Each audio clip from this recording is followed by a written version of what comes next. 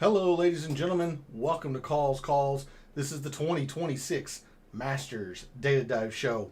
Per usual, on a Monday night, we're going to take our first look at the forecast for Augusta, Georgia, and Augusta National Golf Club. We are going to take a deep statistical dive into AGNC, or ANGC, excuse me. Figure out what types of players generally perform best around Augusta National. The shots and metrics and all of that go into it. We're going to examine the field this week, figure out who is best suited in this year's field to fit historical norms. We're going to take a look at a lot of historical trends and then obviously finish it off with the research that I posted over on social media. So we have a lot to get into. Let's get into it. All statistics provided tonight and moving forward are from both Fantasy National and the Rabbit Hole over at BetSperts. The Rabbit Hole is acquiring or merging with Fantasy National, so I myself am in the process of migrating my files and my data over to the Rabbit Hole, and it's formatting, slow process, making some headway on it. But make sure you go check out the Rabbit Hole. Has everything you need week in and week out on the PGA Tour. Make sure you have the correct winner, like JJ Spawn last week at the Valero, like Chris Goddard a couple times this year, all of that, and will help you optimize your lineups every week for DFS. Has a tournament simulator, implied odds, all of that. So make sure you go check out the Rabbit Hole. You won't regret it. It is well worth the investment. In the description of the video, there are links to all the social media. First off, my X and Instagram, where, as I just alluded to, I posted some research earlier today regarding the past 13 winners of the Masters, excluding the November 2020 Masters, since that is such a wild outlier. But posted that research over to social media, historical trends, patterns, all of that, and the players in the field this week who also fit those patterns. So if you want to see the weekly research that I do on the PGA Tour, give me a follow at your preferred social media site. X is also where I place my weekly betting cards and top player usage in the DFS contest I play. That comes out every Wednesday after the DFS Tactics show. So if you want to see the players I've wagered with my own money, the players I'm using most often in my lineups, give me a follow over at X. Lastly, for social media, Gabe's handle is in the description. He writes a great article called The Fringe, continues to update you throughout the week. If you are subscribed to his article, you're going to get his deluxe version, which comes out every Wednesday with his projected ownerships and top plays and all that. Really can't recommend it enough. Make sure you're subscribed to that article and following him over on social media. Show him some support. Lastly, for this intro, we are live. Chat's open. Want to hear from you. Anything and everything Masters, that's what we're here for. You have a rooting interest tonight in the national championship game between Michigan and Connecticut. I don't, except for monetary reasons.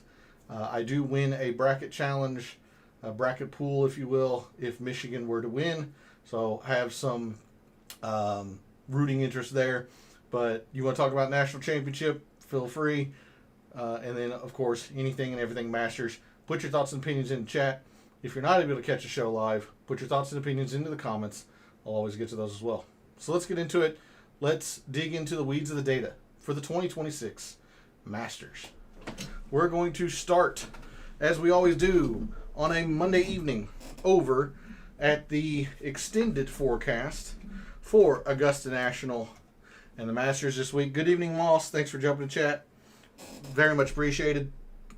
Time to make some money. That is the hope, as always. The Valero was not a fruitful endeavor. So we're going to try and turn around our momentum. From what I have understood, listening to a lot of others today and yesterday regarding Augusta, the place has been pretty dry. Not necessarily drought conditions like we had in San Antonio last week, but it's been pretty dry.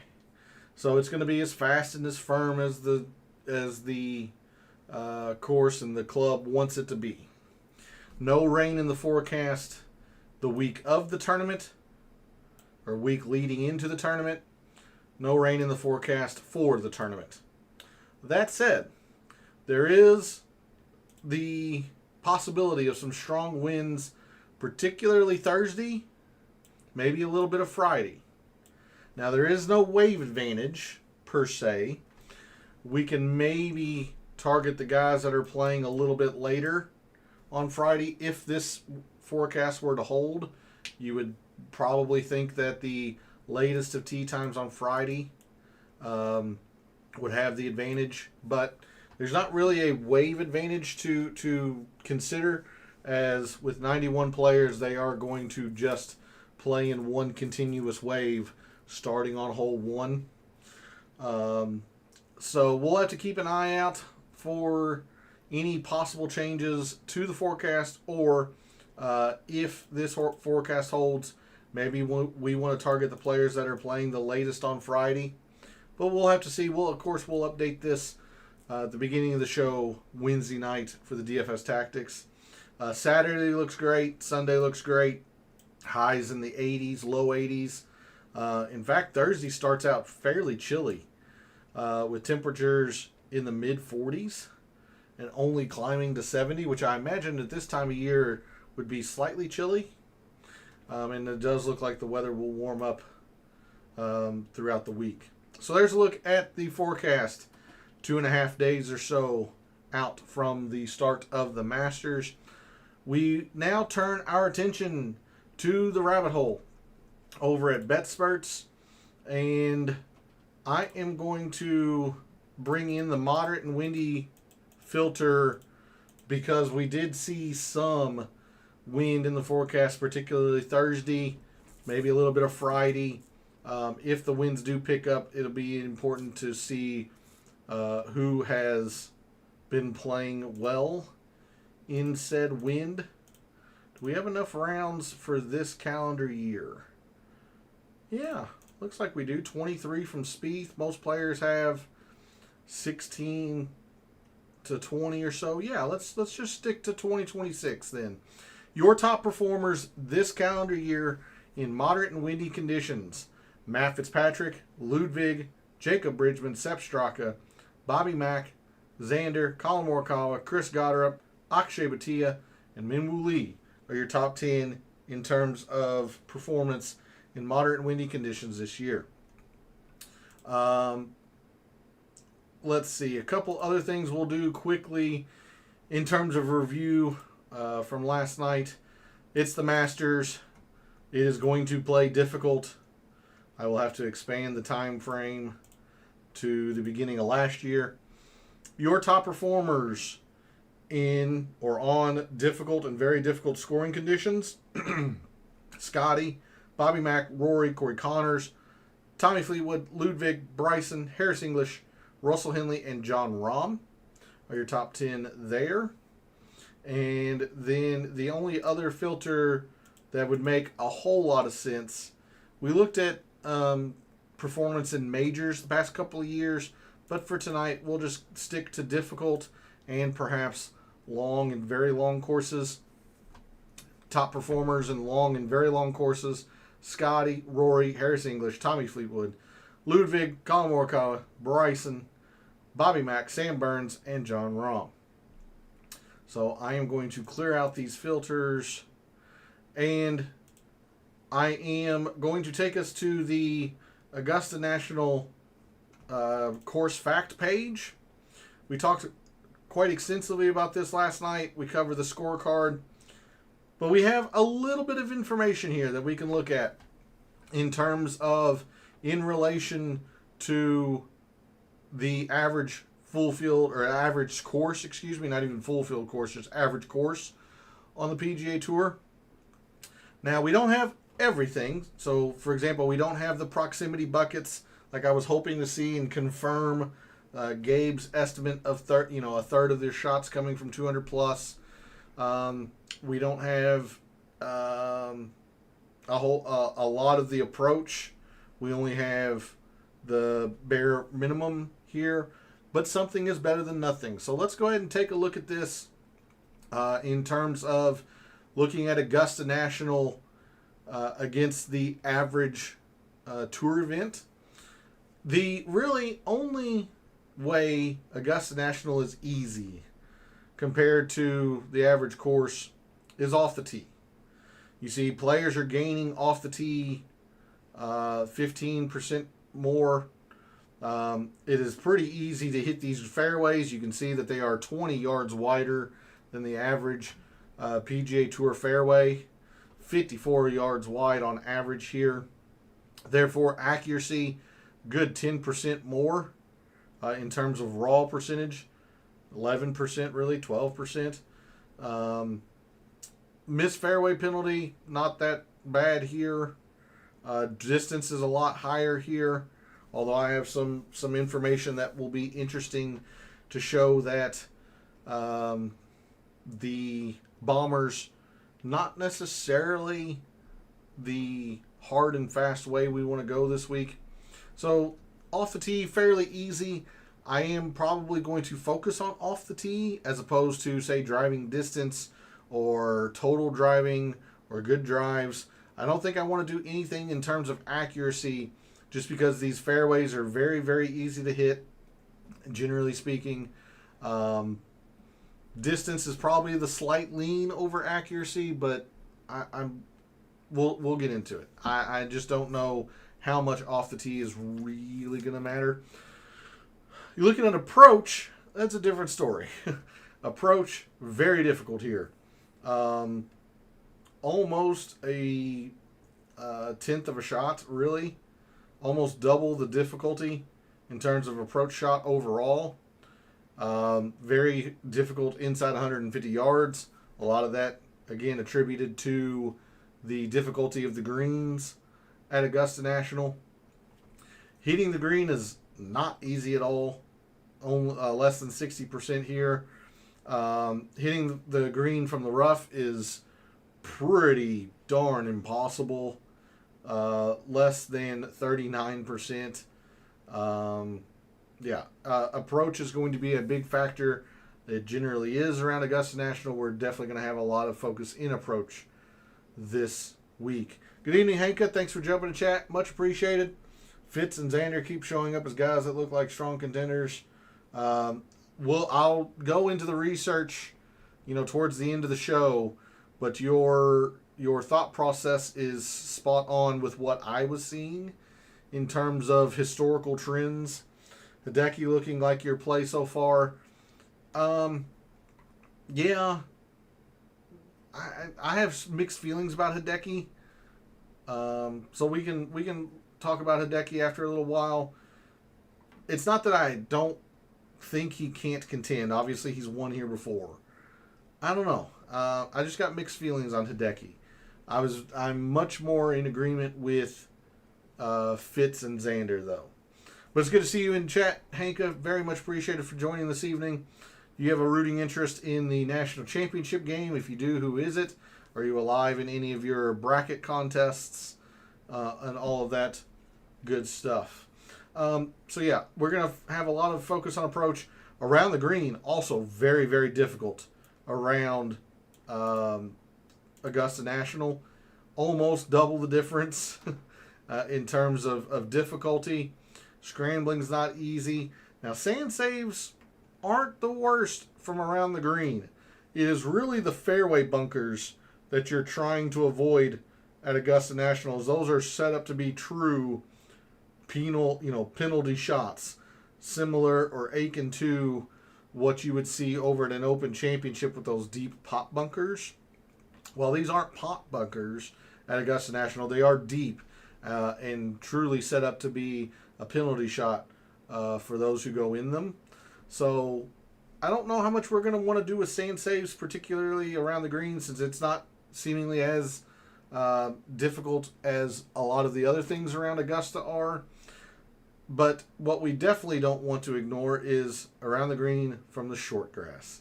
It is really, really difficult. A lot of the greens will repel approach shots into these tightly mown chipping areas with the greens being firm and fast. It is very, very difficult to get up and down. If Michigan wins, I win my work bracket. If UConn wins, I lose. I'm in the same boat, actually.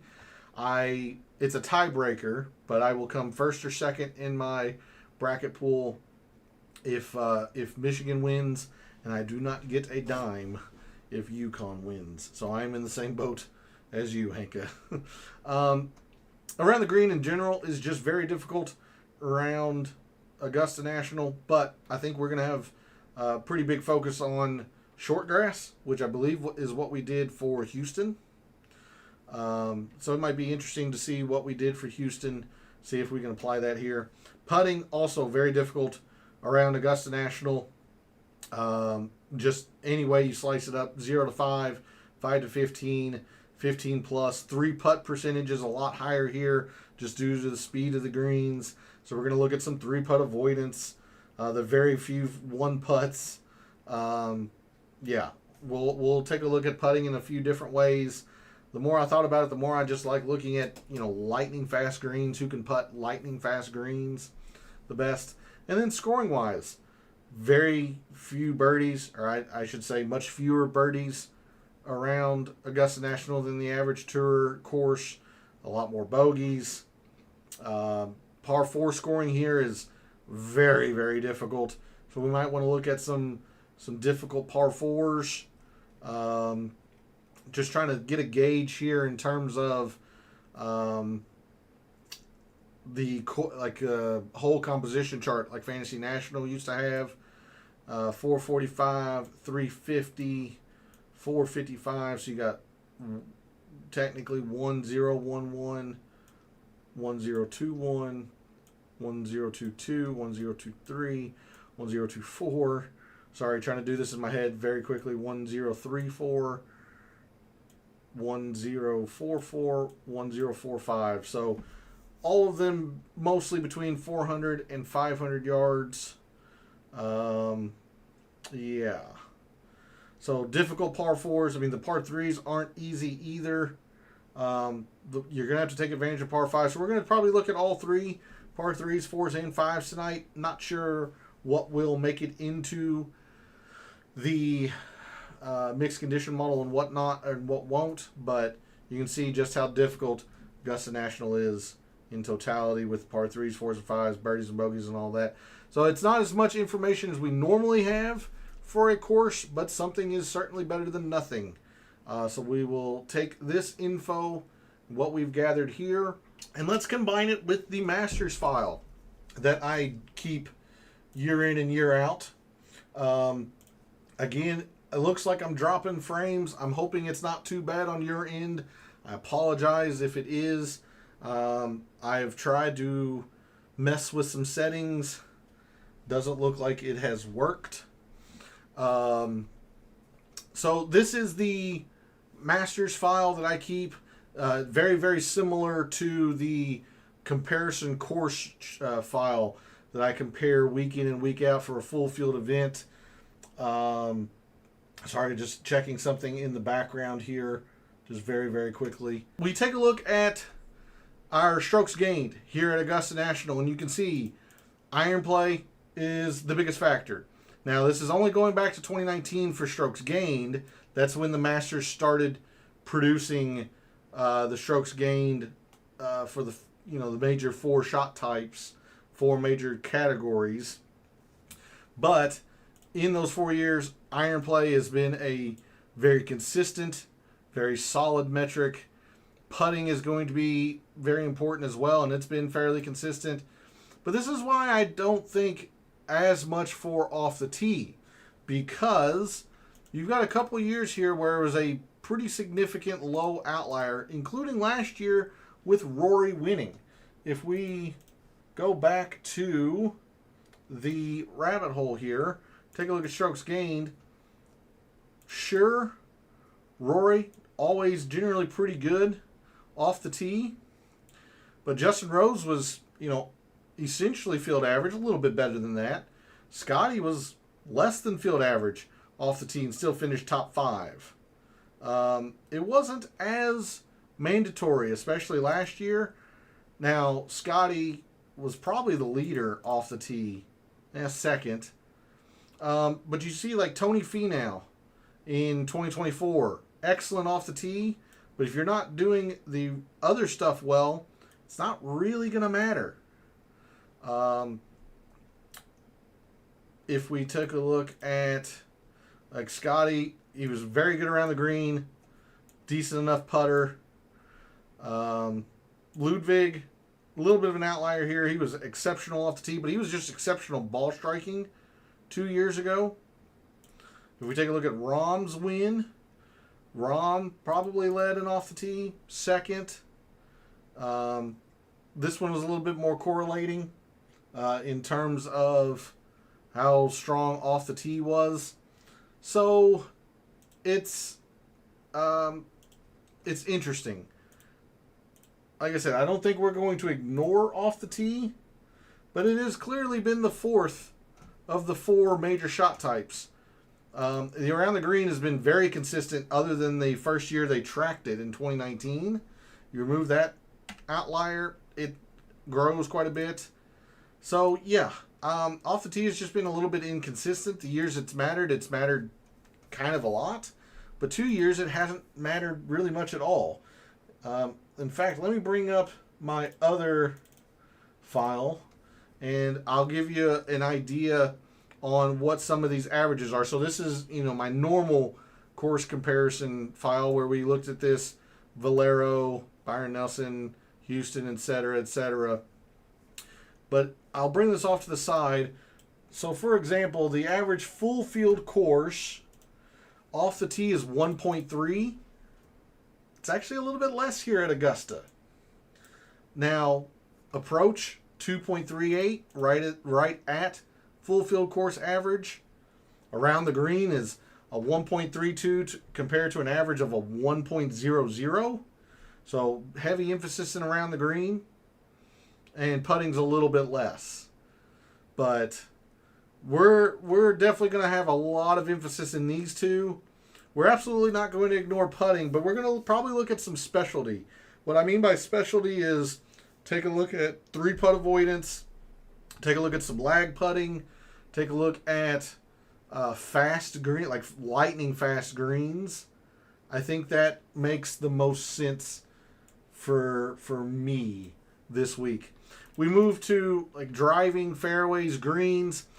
Distance is slightly higher. It's a 10 at Augusta National, whereas the average full field course about a 7.8, 7.9. But you've got a humongous outlier here. Like if you remove this, that drops to much closer to average. So understand what I'm saying here. It's not that you don't have to have distance. Like there's a reason why Brian Harman generally hasn't performed well here. There's a reason players like Andrew Putnam generally tend to struggle around here. Is that they really struggle to keep up in the distance department. But you don't need to be Bryson. You don't need to be Rory. You don't need to be Alder Potgeider. You don't need to be the longest hitter to play here. Look at Corey Connors. Corey Connors is not long, but he's had immense levels of success here because he's accurate, keeps the ball in front of him, and he's an amazing approach player. So distance will help, but I don't think it is mandatory to a certain like threshold. I don't think you can be Andrew Putnam or Matt Kuchar. I don't think you can be that level of short hitter and still contend. So understand what I'm saying with that. Fairways, not a big deal. It's actually quite a bit less than the average full field course. These fairways are extremely wide, extremely generous. Now greens, however, a little bit higher. Good drives, a little bit less because that's a lot of fairways and stuff too. So if anything, in this page view, we might take a look at distance. I can tell you right now, I am not going to factor distance into the mixed condition model because I'm going to use off the tee, and off the tee prefers or favors distance over accuracy anyway. So I don't want to double up on that. But we might take a look at some greens. That would make some sense, particularly when greens are difficult to hit. Scoring is difficult. Hitting a green is just going to be very, very important. We look at scoring. Already a different week than what we normally have. Normally, the higher raw number is in the birdies gained, and the more consistent metric is the bogey avoidance. Well, The higher number is the bogey avoidance. And it, from eyeball test, looks like the birdies gained is slightly more consistent. Again, I don't have that formula like calculated right here or anything, but eyeball test looks like birdies gained a little bit more consistent. Again, even par, decent score around Augusta National, but you're not going to win. You know, you've seen the page view will be skewed, but Rory at -11, Scotty -11, Rahm 12, Scotty 10. You're going to have to get a few birdies. Definitely. You're definitely going to have to get a few birdies around here. So, yeah, we'll look at both. Birdies gained and bogey avoidance, but the more important one this week is bogey avoidance. And we look at par 3s, 4s, and 5s. Par 3s generally don't add a whole lot around Augusta National. Just kind of get your pars and get out of there. If there is a particular range, it would be the 150 to 175. Kind of interesting. The difference here is these par 4s are pretty darn important. 3.8, pretty high number. All of them in the 400 to 500, as you see there, makes a lot of sense. And then the par 5s are pretty strong as well, with a 1.7. So mostly in the par 4s and 5s. So I guess that answers our question. Don't really need to put a whole lot of attention to the par 3s. So as long as you're able to get your birdies on your par 5s and you're able to play these very difficult par 4s well. That's how it is around Augusta National. So there's a look at the deep statistical dive into Augusta National, the Masters, how it's played for players who have finished in the top 30 the past several years. I'll put us to this. And we'll come back over to the rabbit hole over at BetSperts. Let's go through the field this week and see the players who are going to be good at these metrics that we just looked at, both in the rabbit hole and in Microsoft Excel. Again, with off the tee this week, I'll start with driving distance, actually, because I don't think I'm going to factor it in too much into my mixed condition model. So your top driving distance players, the amateur Mason Howell, Aldrich Potgieter, Michael Brennan, Marco Pinge, Chris Goddard, Johnny Kiefer, Rasmus Højgaard, Gary Woodland, Jake Knapp, Nikolai Højgaard are your top 10. Min Woo Lee, Kurt Kitayama, Rory, Cam Young, Adam Scott, your top 15. But I'm more focused on off the tee, just off the tee in general. Let's take a look at it. Well, first we'll start with 2026 off the tee. Just who's been the best off the tee this calendar year. Marco Pinge, Min Woo Lee, Cameron Young, Bobby Mack, Rory, Gary Woodland, Aldrich Potgieter, Siwoo, Michael Brennan, and Chris Goddard. If we take a look at off the tee, we can look at off the tee when it's difficult. Certainly the Masters applies there. Bryson, Rory, Ludwig, Scotty, Corey Connors, Marco Pinge, Chris Goddard, Bobby Mack, John Rahm, and Christopher Rayton. The other way we can look at it, off the tee when or on driver heavy golf courses. This is certainly driver heavy. Players don't have to hit driver on every par 4, but most of them do. Your top off the tee players on driver heavy golf courses: Scotty Scheffler, Aldrich Potgieter, Marco Pinge, Chris Goddard, Ludwig, Rory, Michael Brennan, Nikolai Højgaard, Cameron Young, and Rasmus Højgaard.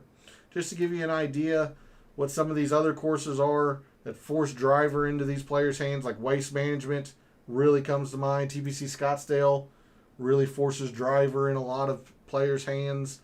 The St. Jude, TPC Southwind, the Renaissance Club over in Scotland. Quail Hollow obviously forces driver into a lot of players' hands. Little different here, TPC Craig Ranch TPC Craig Ranch is very, very easy, but it is very, very long. Does force driver into a lot of players' hands. Of course, the Masters. Houston, we just got back from a couple weeks ago at Memorial Park. This was Torrey Pines, the Genesis, Waste Management. So, yeah, there is a look at some of those driver-heavy courses. And you see, like, Scotty's had tons of success here, obviously. A lot of people like Goddard up for top debutant. Ludwig's had multitudes of success here. Rory's the defending champion. Nikolai Højgaard's been very good here. Cameron Young, a lot of people like here. So, makes a lot of sense. That's really all I'm going to probably do in terms of off the tee. And instead of driver distance, you could kind of look at carry distance. Because these fairways are mowed so differently to minimize rollout, you're kind of looking at carry distance as opposed to flat out driving distance. This is why I might not be as high on Goddard as opposed to a lot of the others, because he depends on a lot of rollout for his. He's 11th in total driving distance, but only 22nd in carry distance. So your top carry distance players: Bryson, Rahm, Potgieter, Marco Pinge, Michael Brennan, Rory, Nikolai Højgaard, Rasmus Højgaard, Minwoo Lee, Kurt Kitayama. So I would concern myself with carry distance as opposed to driving distance. DFF could be an argument for, because you're really not in a lot of trouble unless you're really wayward. So really, you'd kind of want to take a look at like who's the worst misses. DFF, Cam Smith, McKibben, both the Højgaards, Riley, Potgieter, Mason Howell, Minwoo Lee, Goddard, Kitayama, Clark, Brooks, Sammy. Like I said, I don't know if I'm really all along this line of thinking. It's more so just off the tee. One thing I am very confident in, we're going to take a look at approach, and we're going to take a look at it in a multitude of ways. We're going to put a lot of emphasis into it. We're going to slice it and dice it in a couple different ways. Your top approach players so far in 2026: Siwoo, Adam Scott, Daniel Berger, Colin Morikawa, Matt Fitzpatrick, Brooks, Akshay, Ryan Gerard, Kurt Kitayama, and Nikolai Højgaard. Hideki, Xander, Rose, Connors, and Rory round out your top 15. Just out of curiosity, yeah, Bobby Mack certainly rose now that the Valero has come in, because he played very well. Gained almost a stroke and a half per round with the irons. That's excellent. So he helped his stock there. Rating, not so much. Okay. We looked at that. Let's take a look at greens. Greens, when it's difficult: Scotty, Xander, Victor, Morikawa, Spawn, Lowry, Terrell Hatton, RNP, Tommy Fleetwood, Akshay Bhatia, and Sepp Straka. We'll take a look at greens when they're just greens are difficult to hit: Morikawa. Ortiz, Rahm, Mike Weir, Schwartzel, Pinge, Hatton, Scheffler, Spawn, Connors, RNP. Interesting there. I'm going to skip proximity. We'll go to around the green. We're definitely going to look at a couple of different things here and around the green.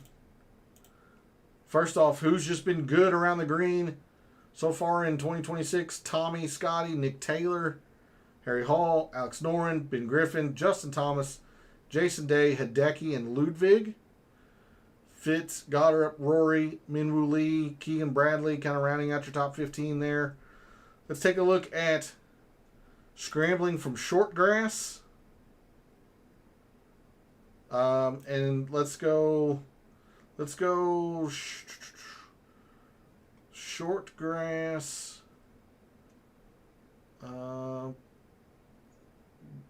Scrambling short grass difficult. That's what we want right there. Scrambling from short grass. Nicolai Højgaard, Fitzpatrick, Danny Willett, Zach Johnson, Patrick Reed, Terrell Hatton, Harris English, Matt McCarty, Rory, and Marco Pinge. Quite a good list there in terms of around the green play. Anything else around the green stick out? Just around the green in general. Around the green per shot and short grass is very difficult. When scrambling short grass is difficult, top around the green, J-Day, Keegan, Sungjae, Minwoo, Siwoo, Tommy, Bobby Mack, Russell Henley, Scotty, Hideki. Okay. Let's take a look at putting. And I am first going to look at putting. Where to go? Speed. Green speed. Very fast. These are some of the fastest greens professionals will see all year.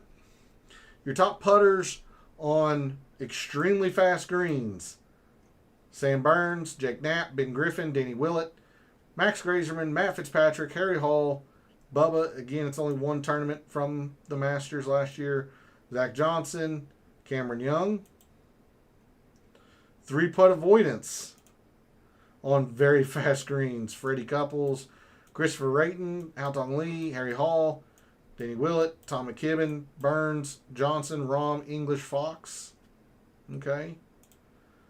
If we take a look at putting just this calendar year, your top putters just in let me bring this into 2026.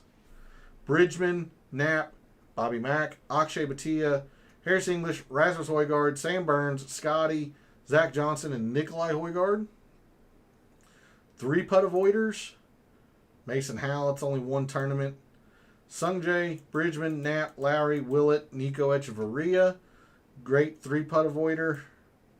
Nick Taylor, Gerard, McCarty. Okay. Let's take a look at par 4s, and especially like difficult par 4s. When par 4s are difficult. And we're really just kind of looking at these two ranges here. So like Scotty makes a lot of sense. Obviously, Rory is 10th in both. Corey Connors, Freddie Couples first and second. It's only one tournament. Even Fleetwood has struggled a little bit on the longer par 4s when they're difficult. Aaron Rye. Anybody else jump off the page? Terrell Hatton. Okay. But it's really all in the 401 to 450 and the 451 to 5. And then, yeah, let's just take a look at par 5s. Or no, sorry. Let's go par 5s and scoring. You're gonna have to score on the par 5s this week. And again, it was mostly what, the 501 to 550? 530, 510, 570, 575, yeah. Kind of split between these two.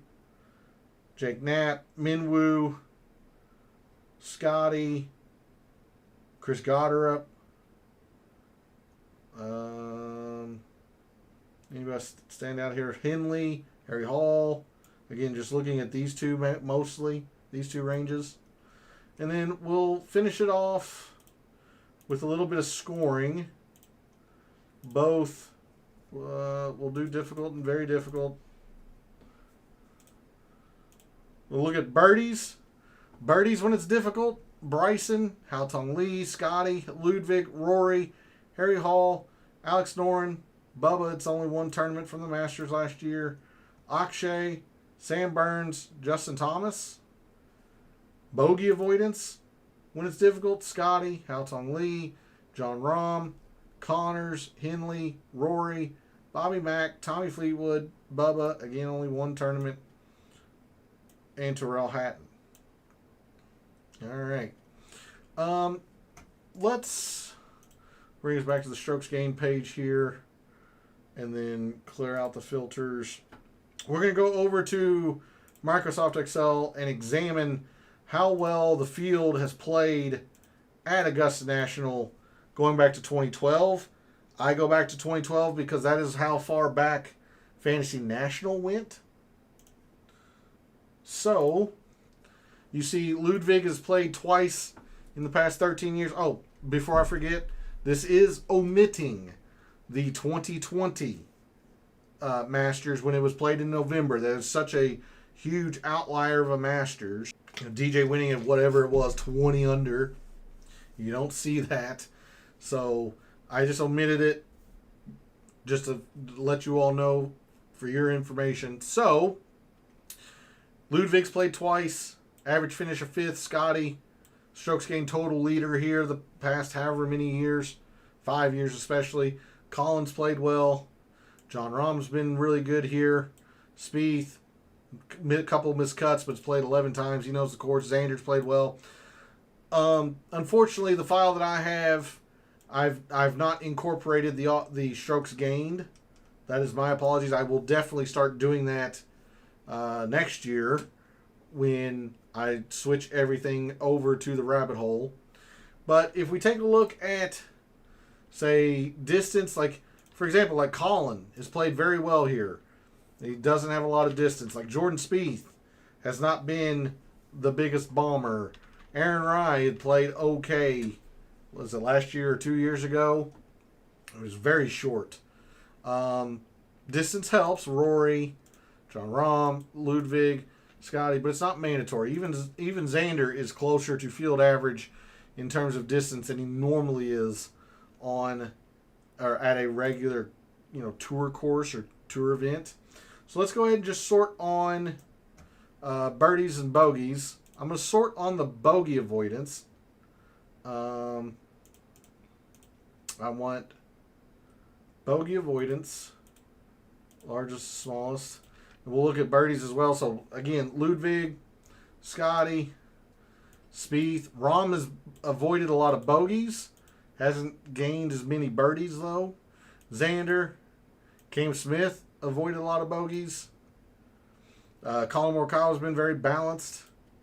J-Day, Hideki, Rory, very balanced. Ryan Fox, kind of interesting. Hasn't gained in the birdies, but has avoided a lot of bogeys, and that's why he's actually played pretty well around here in his 2 tries. Adam Scott. All right. Let's take a look at par 4s and par 5s, and that'll lead us into the research. So par 4s, Ludwig, of course, Scotty, Aaron Rai played them well than one time. John Rahm, Spieth, Rose, J-Day, Hideki, Cameron Young. Interesting. Cameron Young's only 2 for 4 here.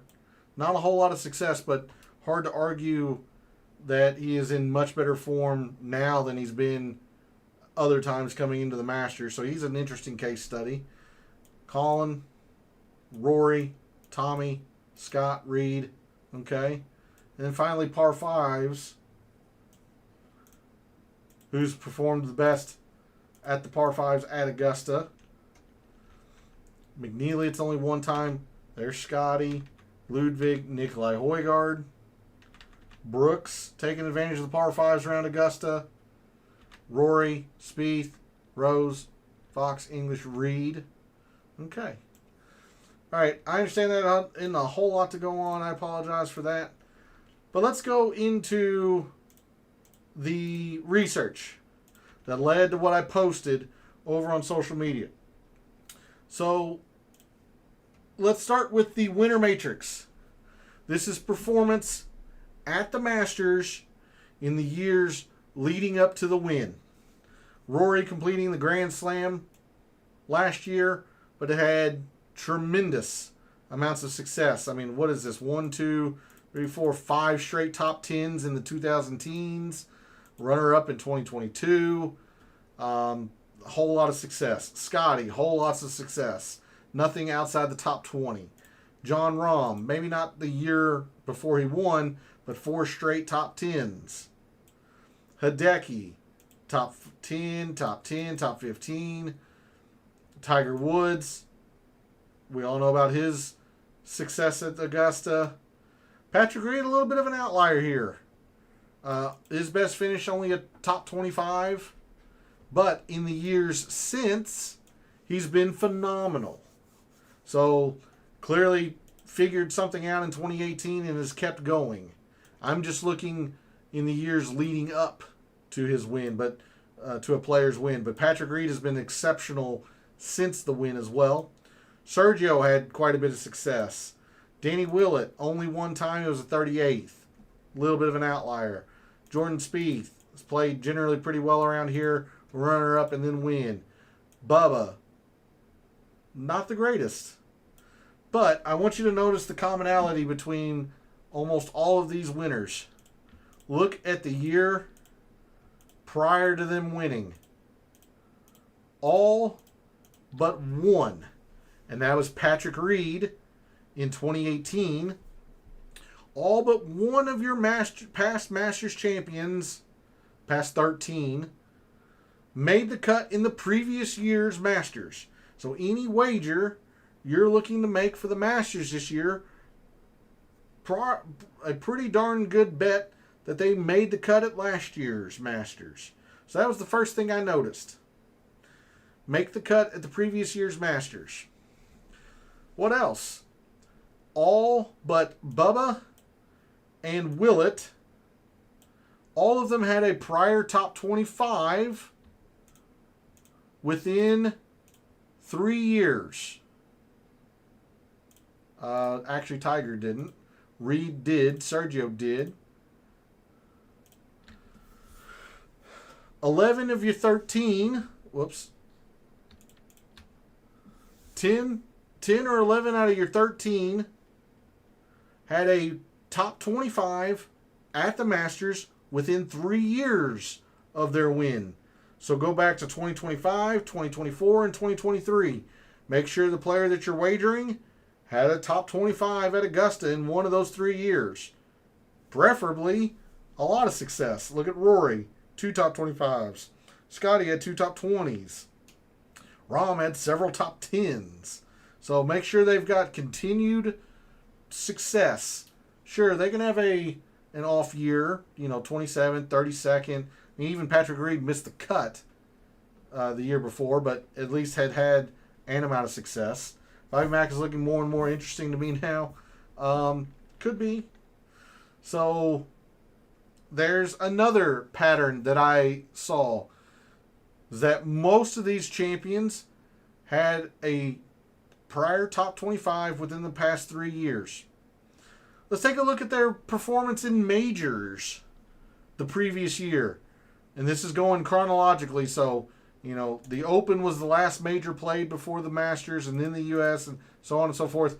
Look at the amount of success these players had in majors leading up to the Masters. The year before, Rory, top 15, runner-up. Look at Scotty. Even John Rahm over at Liv had a top 15 the year before he wins. Scotty again. Hideki had a top 20. So the third thing that I noticed, pattern number 3, a player had a top 20 in a major last season. Let's be on the lookout for that.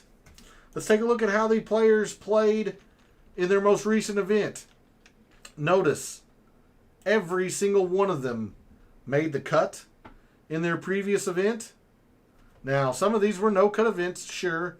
WGC, but every single one of your Masters champions made the cut in their previous outing, and all but 2 of them finished inside the top 30 in that event. So they're a great recent form. Look at the around the green. They come in with a immaculate around the green form. They're generally putting it well. They're just playing well in general. There's not a lot of red here. Yes, they are generally gaining in distance. That's why I'm a little bit torn on that. And then if we look at another key factor, let's take a look at their, just their general lead-up form. Rory, 5 top 20s, 2 wins. Scotty, a bajillion top 10s, 2 wins. Rahm, wasn't great at the Arnold Palmer, but had 3 wins leading up to the Masters. Scotty in 2022, 2 wins. Hideki, he only had 3 top 20s. Only 3 top 20s. Even Tiger in 2019, for as much as people were surprised by him winning, he had 3 top 20s early that season. Patrick Reed, 3 top 20s. Sergio, 2 top 15s. Willett, slight outlier, but he still had a top 5. Only one of them, but he still had a top 5. So every one of your champions had multiple top 20s, with the exception of Danny Willett. But even his was a top 5. But I included Hideki, I included Sergio, so I cut it off at multiple top 20s. I'm talking multiple, not just one. At least 2 top 20s. And the majority of your Masters champions had multiple top 10s early in the year. So make sure the guys that you are wagering have been in contention, if not already won, in 2026. I posted several patterns over on social media. 11 of the 13 had a previous top 25 at the Masters within 3 years. 10 of the 13 had a previous top 10. 12 of the 13 top 30 their previous event. 12 of 13 made the cut at the previous year's Masters. 12 of 13 had multiple top 20s in the calendar year. 10 of 13 had multiple top 10s. 11 of 13 top 20'd. I said a major. If you want to be technical, it was a non-Masters major the year before. So a couple of these I combined into one. So there's 2, 3, 4, 5, 6, 7. 7 criteria that I posted or found in terms of patterns. How many is this? 7. 7 guys fulfill all 7 of these. Connors, Fitz, Tommy Fleetwood, Hideki, Justin Rose, Xander, and Scotty. I understand there aren't any exciting names here. It's pretty simple. This is big boy golf. Big boys win at the Masters. Average OWGR winner the past several years has been 6th. Like, this isn't a place where a lot of long shots win.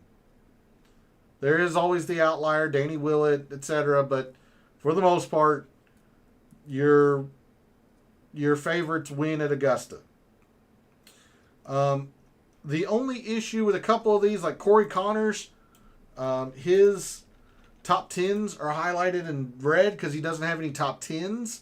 He still technically fits the patterns because all you had to have were top 20s, like Hideki, like Sergio, but most had at least a top 10. Most had multiple, so Connors maybe slightly less than the others. Justin Rose only has 1 top 10, but it was a win at the Farmers. Everybody else has multiple top 10s in this list.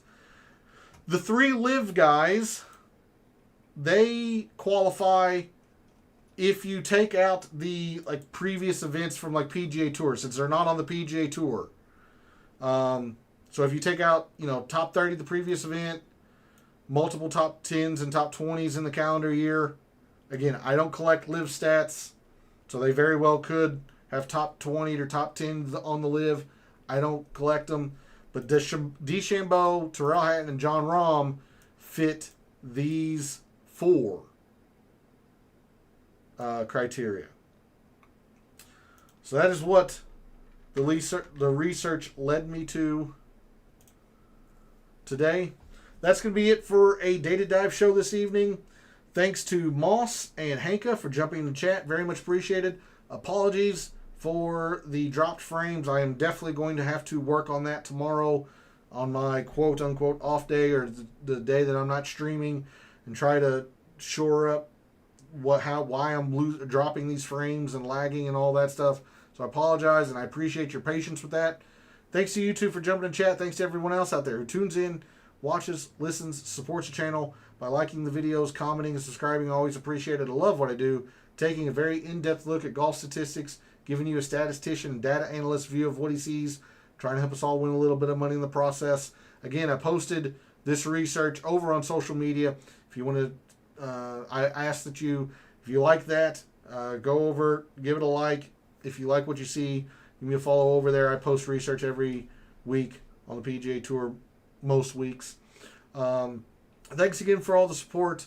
Hopefully we're going to be ready for the Masters come Wednesday night for the DFS Tactics show. So for all of the wagers you've made so far this week for the Masters, for all the wagers you're thinking about making this week for the Masters, and until I see you Wednesday night for the DFS Tactics show, may all your bets be profitable.